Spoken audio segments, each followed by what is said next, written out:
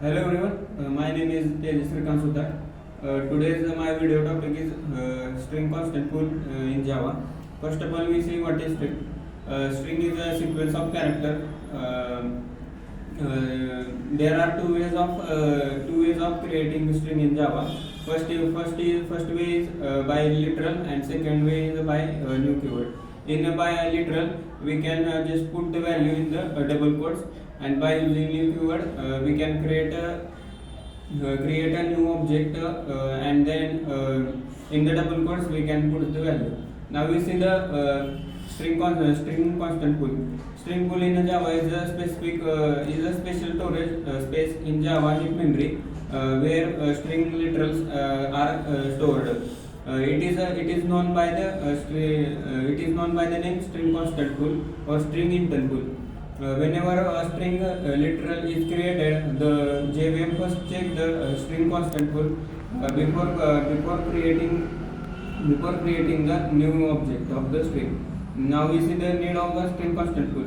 When we create a string object, it uses some amount of space in the heap memory. We are creating a n number of string objects with the same value, and the memory is allocated for the each string object.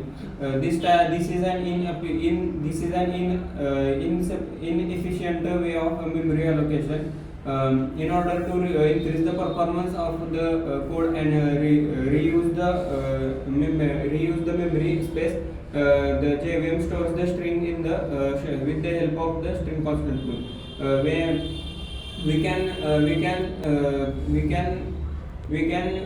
stop these kinds of memory allocation by using string intent method.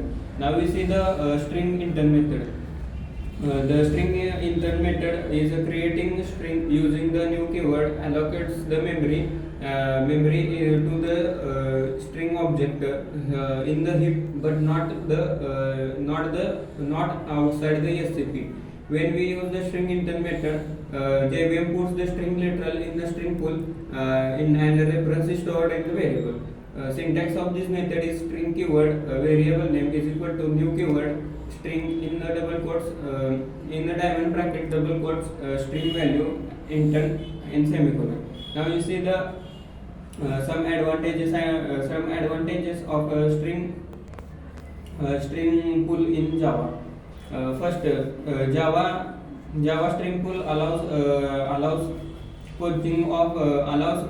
catching of string. Catching is the process of storing data in a cache.